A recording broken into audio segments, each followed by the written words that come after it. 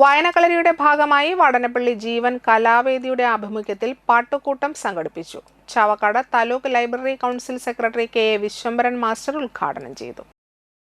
കുട്ടികളെ നാടക ആസ്വാദനത്തിന് വേണ്ടി നാടകം അഭിനയിക്കാൻ കുട്ടികളെ പ്രാപ്തരാക്കുക, അങ്ങനെ എല്ലാ മേഖലകളിലും കുട്ടികളുമായി ബന്ധപ്പെടുത്തിക്കൊണ്ട് വ്യത്യസ്തങ്ങളായ പരിപാടികൾ ഈ ഒരു മാസക്കാലം കേരളത്തിലെ എല്ലാ വായനശാലകളും സംഘടിപ്പിക്കാനാണ് തീരുമാനിച്ചത്. അതിൻ്റെ ഭാഗമായിട്ട് മധുരം മലയാളം എന്ന ഒരു പദ്ധതി പേരിട്ടുകൊണ്ട് തന്നെ മുമ്പ് സംസ്ഥാന സർക്കാരിൻ്റെ ഒരു പരിപാടി എന്ന നിലയിൽ കുട്ടികളെ കൊണ്ട് ഏറ്റവും പ്രധാനമായും നമ്മൾ ഉദ്ദേശിക്കുന്നത് കുട്ടികളെ മലയാള ഭാഷയിൽ താല്പര്യമുള്ളവരാക്കുക, മലയാളം എഴുതാനും വായിക്കാനും പഠിപ്പിക്കുക എന്നാണ്.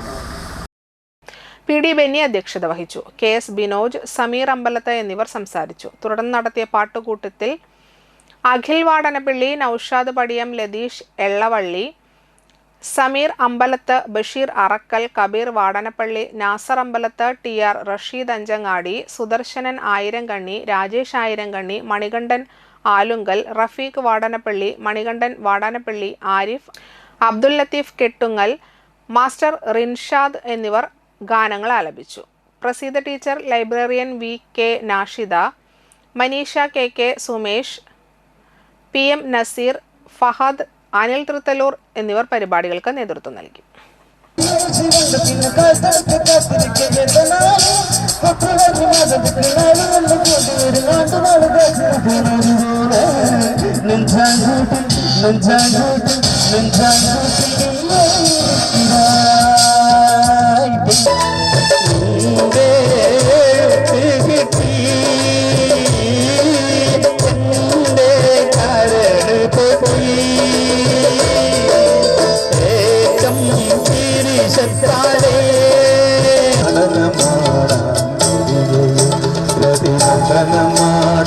വരികയും എന്നെ വിളിച്ചുണർത്താൻ പ്രിയദർശിനി